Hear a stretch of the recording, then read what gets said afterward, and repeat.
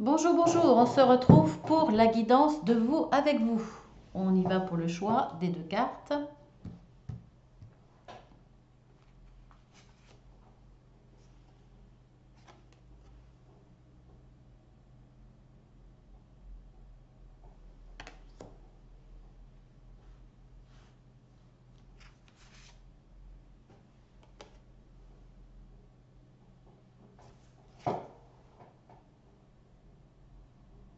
Voilà, donc je vais mettre sur pause et je reviens vers vous pour l'interprétation pour les énergies de cette journée de vendredi 29 octobre. A tout de suite.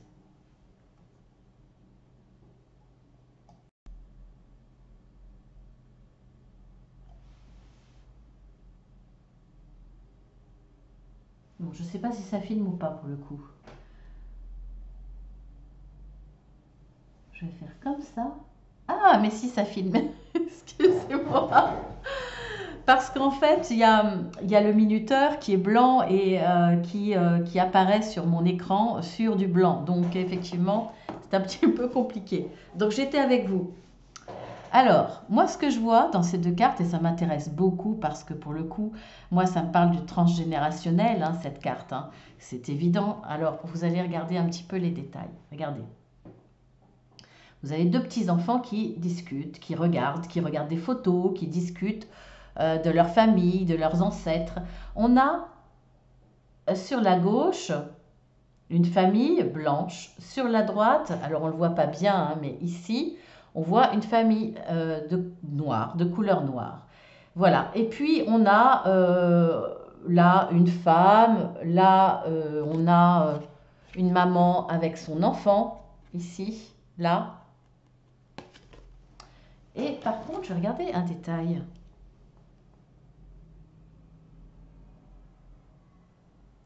Et ce parent, je pense que c'est un papa, j'en suis pas sûre, un papa blanc avec un enfant noir. Bon, alors voilà. Là, ce dont ça parle, c'est une recherche de votre identité. Alors, ça ne veut pas dire que effectivement vous pensez que vous avez des ancêtres noirs si vous êtes blanc ou inversement. Ce qui peut être le cas, hein, c'est possible aussi si vous êtes métis, si vous n'êtes pas métis, mais vous pensez que quand même, il y a très longtemps, voilà, c'est possible. Mais on va parler en règle générale pour tout le monde. Là, c'est une recherche d'identité, c'est savoir d'où vous venez, de quelle famille, de quel peut-être de quel niveau social, de quelle religion, par exemple. Est-ce que vous descendez de parents, enfin de grands-parents, d'arrière-arrière-grands-parents juifs, par exemple? Est-ce qu'il y a eu... voilà, enfin plein de questionnements, je ne peux pas vous donner tous les exemples. Mais pourquoi ça m'inspire cela? Parce que c'est un arbre, donc c'est l'arbre généalogique. On a une roue des anciens chariots d'antan. On a des espèces de trucs en cuivre là pour réchauffer. Là, vous mettez du charbon dedans. Par exemple, vous avez un vélo qui nous fait penser au temps qui coule. Ça me faisait penser à quelque chose d'autre tout à l'heure, mais je ne sais plus quoi. Alors, il y a aussi des menottes, hein, donc on peut penser au temps de l'esclavage, ou de ce que vous avez, de ce que vos parents, enfin de vos arrière-arrière-grands-parents ont pu vivre de choses difficiles. Alors effectivement, d'esclavagisme, tout ce qui est en rapport avec les juifs, tout ce qui est en rapport avec toutes les ethnies ou tous ceux qui avaient une religion, qui ont vécu des choses terribles. On sait pertinemment que tout ce que nos ancêtres ont vécu, ça fait partie de nos gènes. Hein, la Genèse l'a prouvé, ça fait partie de notre ADN. Là, il y a une envie d'y voir plus clair. On voit là les petites lumières. On a envie que les choses s'éclaircissent sur notre passé. Alors pourquoi? Soit parce que l'histoire nous intéresse, soit parce qu'on a besoin de savoir, de comprendre certaines choses, de secrets de famille, de douleurs, de difficultés que vous n'arrivez pas à comprendre. Vous voulez savoir pourquoi. Qu'est-ce qui se passe? Est-ce qu'il y a eu des choses cachées? Qu'est-ce que vous avez subi? Enfin, plutôt, qu'est-ce que vos parents, vos grands-parents ont subi? Qui reste une certaine lourdeur, un certain mal-être chez vous.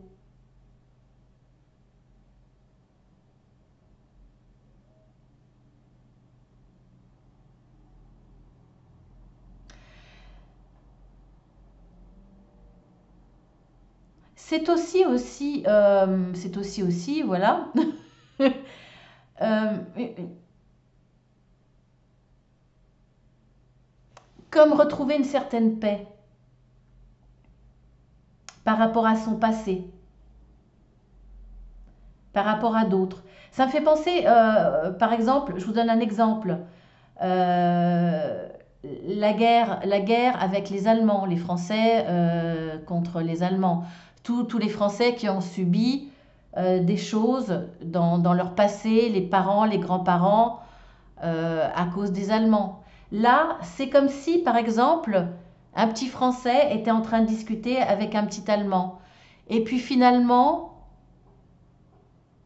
parler chacun de sa douleur, parce que bah, beaucoup d'Allemands ne savaient pas ce qui se passait et beaucoup d'Allemands ont subi quelque part. Les enfants d'Allemands, la nouvelle génération, voire même vos parents, ont subi une image négative euh, de leur pays.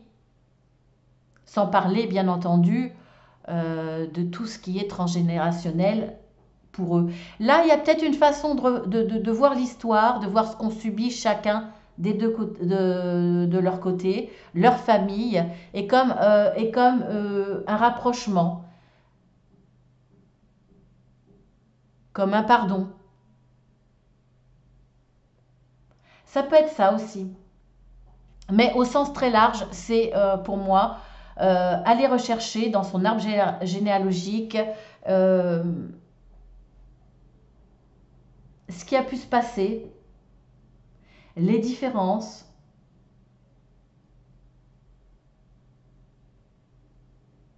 aller chercher des vérités, dénicher des secrets,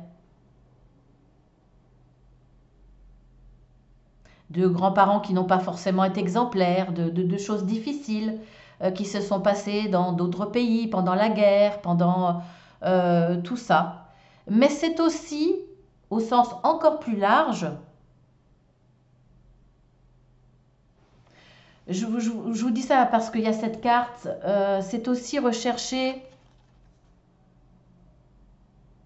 aussi ce qui a pu se passer de bien dans votre famille, parmi vos ancêtres.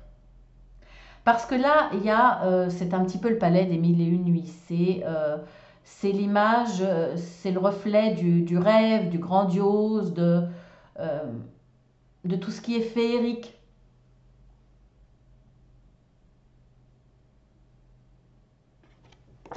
Et là, c'est peut-être envie d'aller chercher pour certains, d'aller voir s'il n'y a pas des ancêtres royalistes, des rois, des reines. Aller voir si vous n'avez pas un nom composé dans vos ancêtres lointains. C'est avoir envie de vous créer peut-être une nouvelle histoire,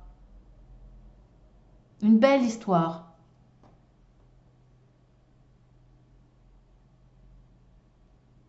D'aller voir ce qui a pu être de brillant, de courageux, de respectable euh, parmi vos ancêtres. C'est avoir envie de rêver pour certains aussi.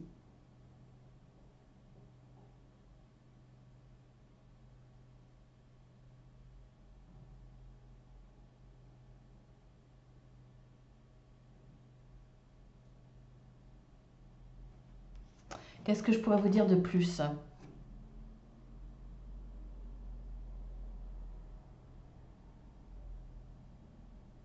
En tout cas, pour moi, ce qui va en ressortir quand même, c'est, regardez, de ces recherches, de tout cela, c'est que plus on est vers le haut de la carte, plus les choses sont lourdes, rouges, difficiles, négatives. Il y a du sang, il y a de l'emprisonnement, il y a beaucoup de choses difficiles. Et plus on va vers le bas, plus c'est clair, plus c'est léger, plus l'arbre, les branches de l'arbre deviennent précises, en forme de cœur.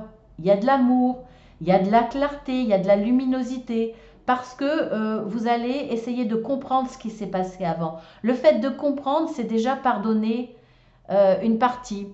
Et là, vous allez, à travers cette lumière, à travers la compréhension de votre histoire, de ce qui s'est passé chez vos ancêtres, ce qu'ils ont fait de bien, mais de mal,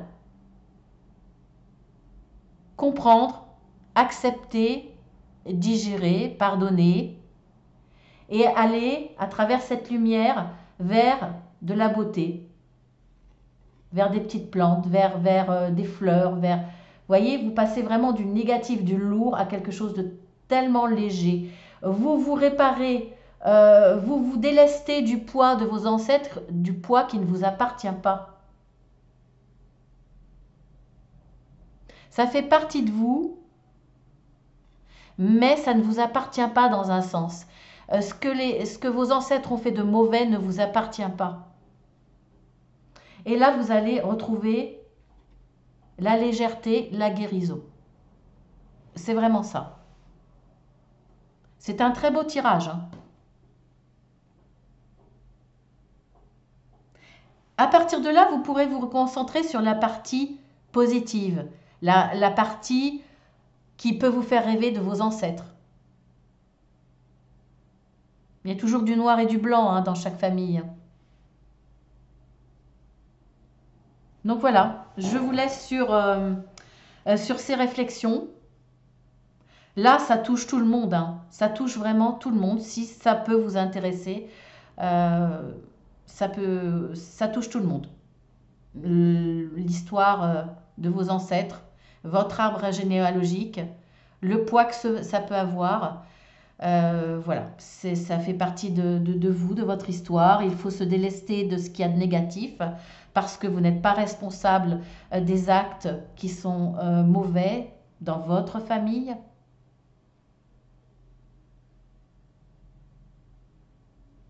C'est pas forcément vos parents, vos grands-parents, ça peut être au-delà, hein. Voilà, sur ce, je vous embrasse bien fort et puis je vous dis à demain, tout simplement. À très bientôt.